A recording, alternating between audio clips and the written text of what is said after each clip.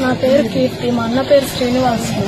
15 సంవత్సరాల నుంచి జనసేన పార్టీలో వినితా వాళ్ళ దగ్గర వర్క్ చేస్తా ఉన్నాడు డ్రైవర్ గా. వాళ్ళ దగ్గరే నమ్మకంగా ఉన్నాడు. వాళ్ళకి మొత్తం పని చేస్తా ఉన్నాడు ఇంట్లో. ఈ మధ్యన మాకు ఒకసారి కాలు ఏదో స్లిప్ అయి కింద పడ్డాడని చెప్పి ఫోన్ చేశారు. మేము వెళ్ళాము వాళ్ళని చూడడానికి. ఏం జరిగిందని వెళ్తే వాడిని కూర్చోబెట్టి ఆ పక్క ఈ పక్క 2 మనుషులు కూర్చొని వాళ్ళ మధ్యలో కూర్చోబెట్టుకున్నారు. మాకు ఏమీ చెప్పనీ లేదు వాడిని. మాకు జస్ట్ అప్పటికి కాలు దెబ్బ తగిలిందని మాత్రమే తెలుసు మాకు. అప్పటికి లాస్ట్ కి 21వ తేదీ ఇట్లా ఇంట్లోంచి పంపించేసినామన్నట్టు పంపించేసి వాళ్ళే ఇదంతా చేశారు. వాళ్ళ దగ్గరే పెట్టుకున్నారు వాడిని.